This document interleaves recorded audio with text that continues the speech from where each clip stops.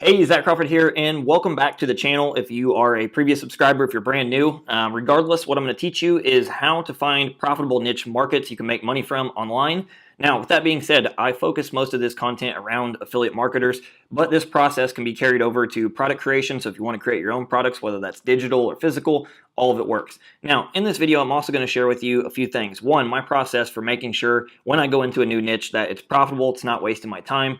For me, money is time, and I don't like building stuff that is going to waste my time. I'm also going to share with you a few of the things that I think people give horrible advice on, and it's something you want to avoid, as well as the sites I use to verify, that it's a good niche. So with that being said, tip number one, which is find a niche you're passionate about. So this is something that I personally believe you should do.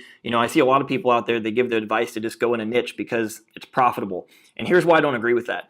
When you build a brand, that's the key, right? Even if you're an affiliate marketer, you want to build a brand. And the reason being is because brands don't compete on price. Brands don't have to, bring their price down because somebody else is trying to undercut you, right? When you build a brand and people trust you, you can raise your price while everybody else puts their price down here, and you're going to absolutely demolish them. An example, you can be the premium provider, like let's say Apple, or you can be the lower end provider trying to, create more budget in PCs. Now, I like both. I like PC and Apple, but my point is you can have more premium customers, or you can work off of volume and basically get, more of the budget customers. Me personally, even though I like both PC and Apple, I like to cater to the premium customers over having thousands of the budget customers.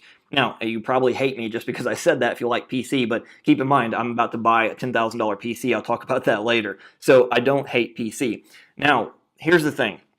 When you build a brand, right, you have so many opportunities to expand. Let's say, for example, that you like to play guitar. You can build a massive business around playing guitar. If you like video games, you can literally play video games nonstop, record the video games, share tips, and build a brand and a business that will be around for years to come. Because let's be honest, even if the economy goes any farther in the tank, people are still going to be spending money on video games because they don't want to go out. They don't want to spend money on other stuff. They'd rather just sit at home and play video games instead of going and spending it on other extracurricular activities.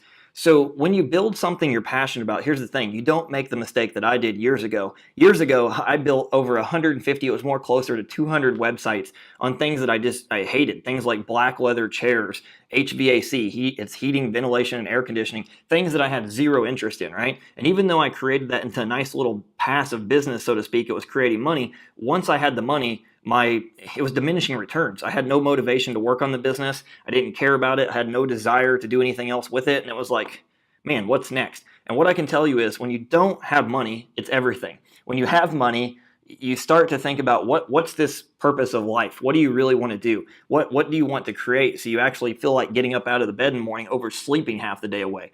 So if you want to build something that keeps growing, you don't want to just make a little bit of money. I mean, if you just want to make a little bit of money, you can do what I just talked about. It works. But if you have the desire to create like real time and financial freedom, you want to create a business around something that you like, something that it doesn't feel like work. It feels more like you're playing. You're playing and getting paid to do so.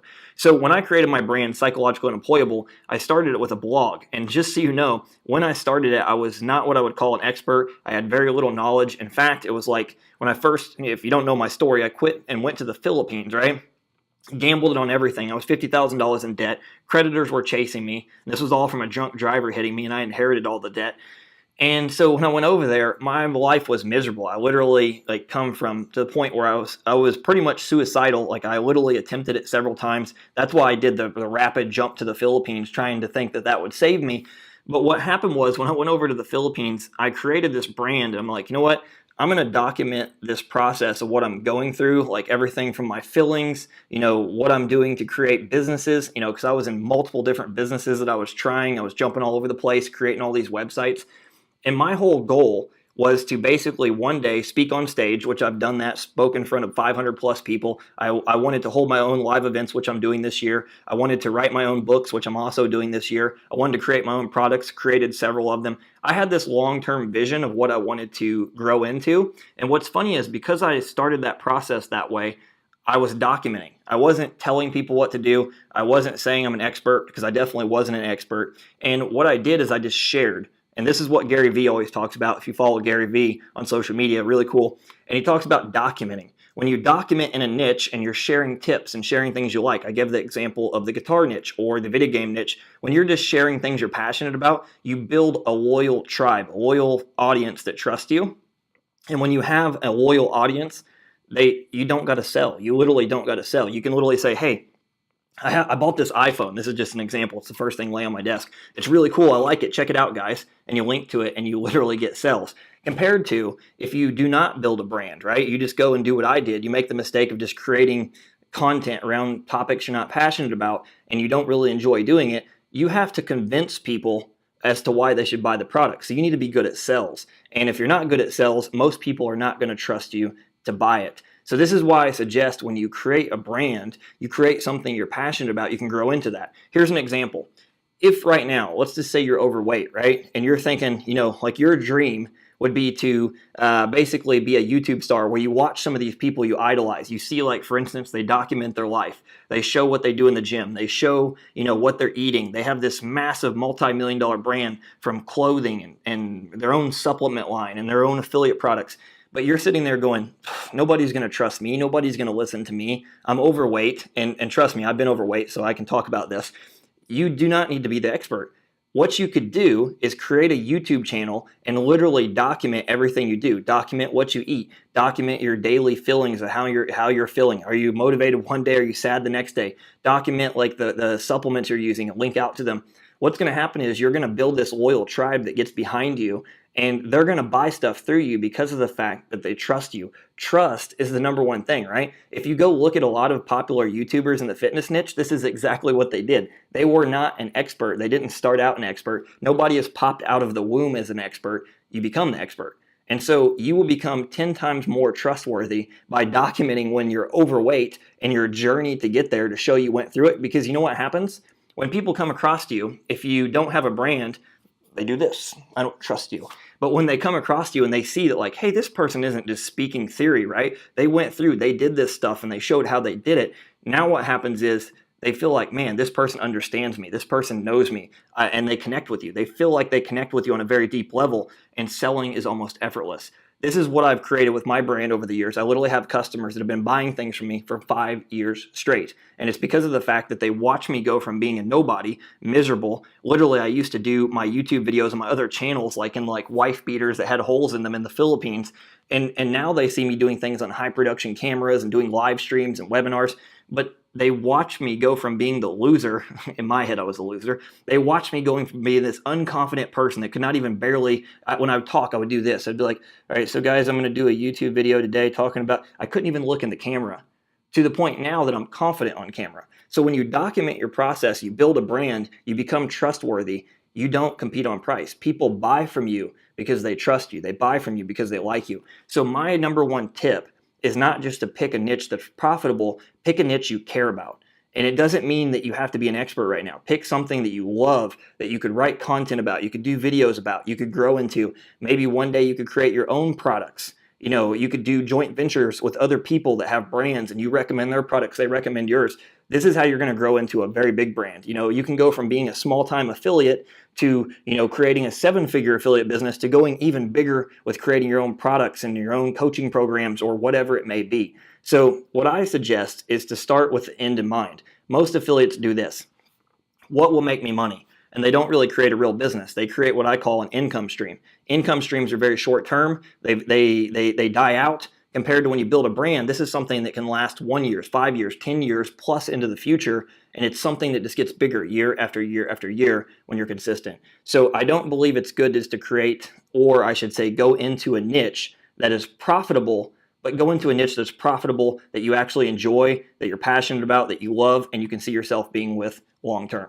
All right, tip number 2 is to make sure the niche is profitable. One of the biggest mistakes I see people make, it's the mistake I made, hence why I talked about, having 150 plus websites, was going into micro niches. This is something that everybody teaches. It's something that pretty much almost caused me to quit business.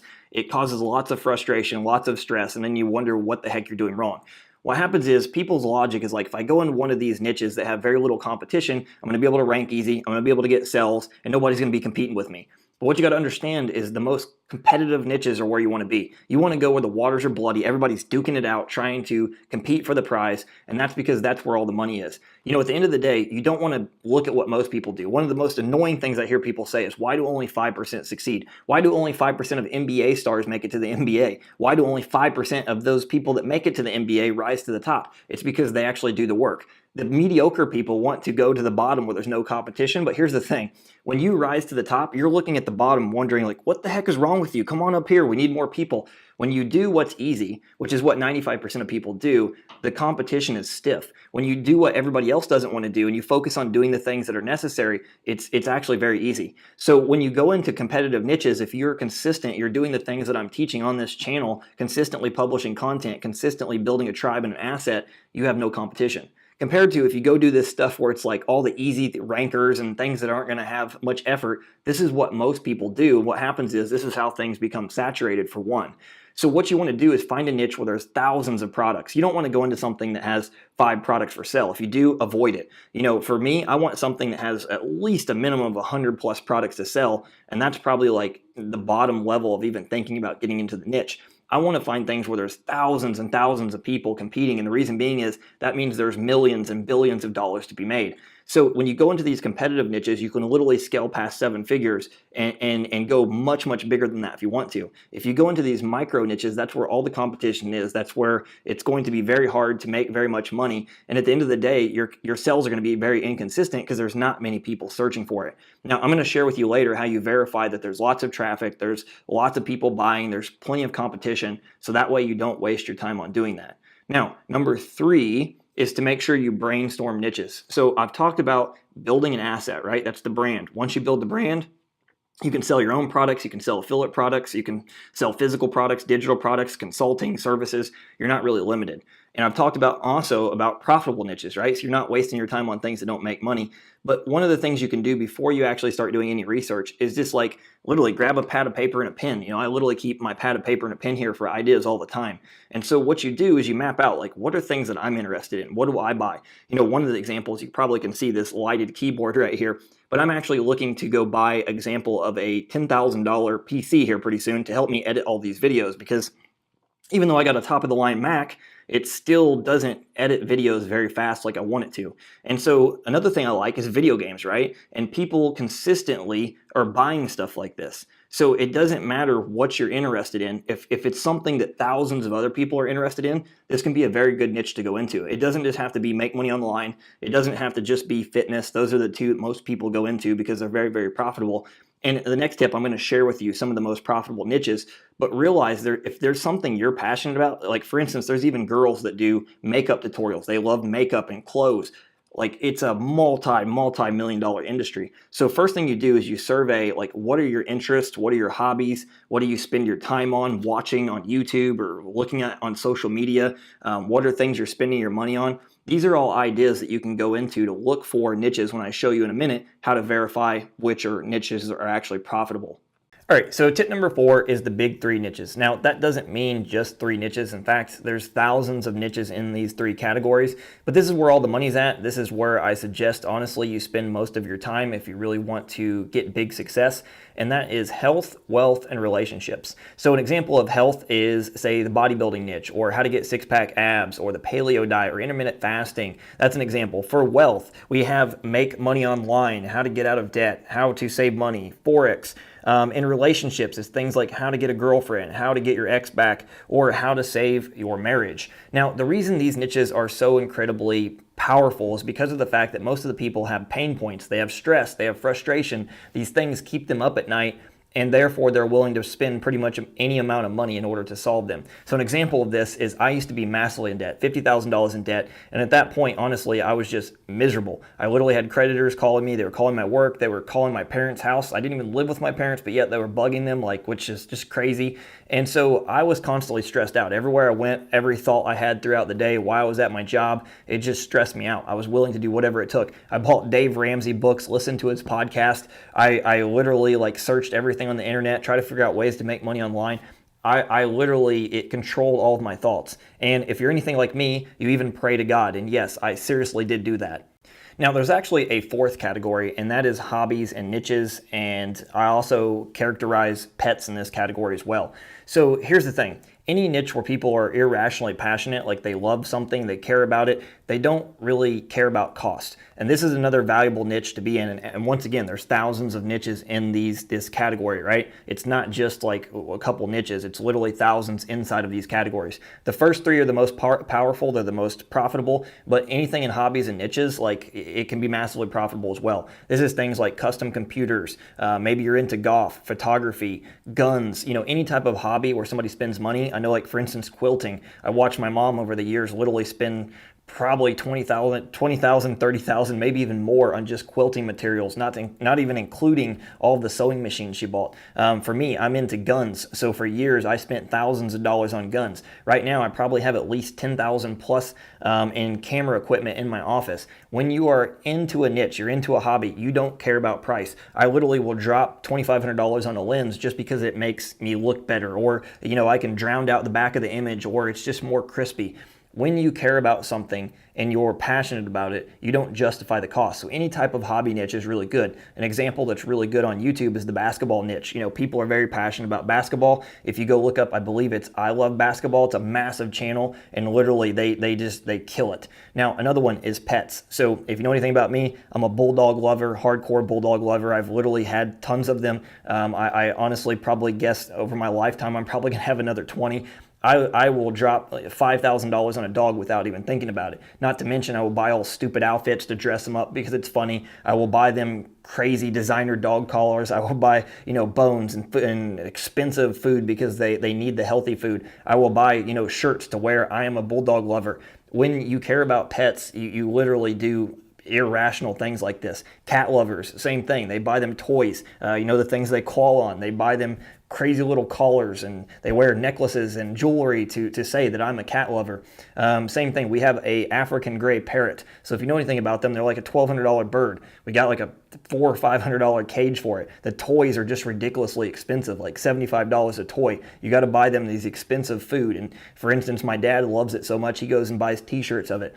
When you care about your pets and you care about passions of hobbies like golfing, you spend insane amounts of money and you just don't care. You don't justify how much it costs. All right, so if you are still watching at this point, thanks for rolling with me. Now let's wrap this tutorial up. So number 5 is to basically verify the niche. You want to make sure it's profitable. We talked about all the different things to look at. Now is the time to make sure that the niche has lots of products. It's very, very valuable to jump into, and there's lots of competition. So there's a couple places I do that. One is clickbank.com, and the other one is Amazon, because if people are selling on these platforms, hands down, it's a very profitable niche. Now, the differences between ClickBank and Amazon, obviously Amazon sells more physical products. ClickBank is the biggest digital marketplace. Now, I don't really sell on ClickBank anymore. I honestly go through a lot of private affiliate programs because obviously, usually they have better payouts and better commissions. But ClickBank is a very good place to verify because it's huge. So what I want to do is I want to show you first on ClickBank and then show you how to do it on Amazon to verify it's good. So with clickbank.com, one thing to note is you're going to need to sign up for a free account. Like right now, we are inside of my basically dashboard. And once you sign up for a free account, you would go to Marketplace. Now, as you scroll down, you're going to be able to see all these different categories on the side. Everything from arts and entertainment, so that's stuff like body art, fashion, dance, humor, magic tricks, so how to teach magic, photography. Let's see, what else? Business and investing, so everything from debt, we talked about that earlier, economics, stocks, foreign exchange, real estate, personal finance, so computers and internet. So that's things like databases and graphics, hardware, networking, programming. If you go into e-business and e-marketing, so these are like the categories of like make money online or skill sets people are trying to learn. Education, so things like K through 12, higher education, admissions. Let's see, what other good categories we have? Green products, so alternative energy, very good category. Health and fitness, so this is going to be one of the hands down most profitable ones. There's literally products on here that make like $50,000 plus per day. So you're going to be able to find tons of stuff. Addiction, very good category. If somebody has addictions, it's like what we talked about before. If somebody has a pain, they have something they need to solve, or it's something it's killing their life, so to speak, they're going to pay big money in order to solve that problem. Men's health, mental health, remedies, so that's like home remedies. women's health, yoga, parenting, another very good category, marriage, so how to fix your marriage. As you can see, any type of category, you know, if you went through your brainstorming session of things you've thought about, if you go in one of these categories and you see tons of products that are there, you know it's a very good category to go into. Now, next one, Amazon. So when you go to Amazon.com, I have a business account, but it's still going to look pretty much the same. You would go to departments right here and then go to full store directory.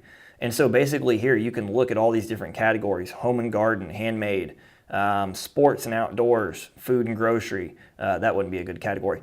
Automotive and industrial, beauty and health. So you can see all the different categories here. You can go and search these different categories, and if there's thousands of products, hundreds of products, you know it's a very good industry to go into.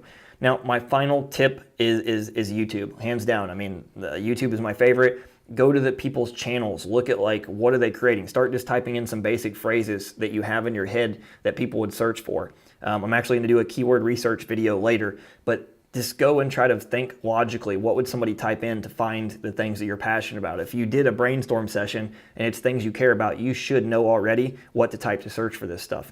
And look at the channels, like what content are they creating? What products are they recommending? Or what product reviews are they doing? I would suggest to, you know, literally like write down everything they're selling. Do they have an email newsletter where they're collecting emails? You know, that's one of the things that I do. I build an email newsletter, very, very profitable. Another subject for another video. But you want to note down everything you see competitors doing, and that's going to tell you if it's a profitable niche. So those are my processes to figure out if the niche is worth going into. Hopefully you found this video valuable. You got a lot of good tips. I'm going to assume you did if you stayed this far because it's very detailed. So with that being said, any questions you have, comment below. Let me know what you think. If something didn't make sense, I'll be happy to answer every single comment. And with that being said, make sure you subscribe and smash that notification button so you get notifications every single time I post a video. And that is it. That's a wrap. So I will see you tomorrow, and take care.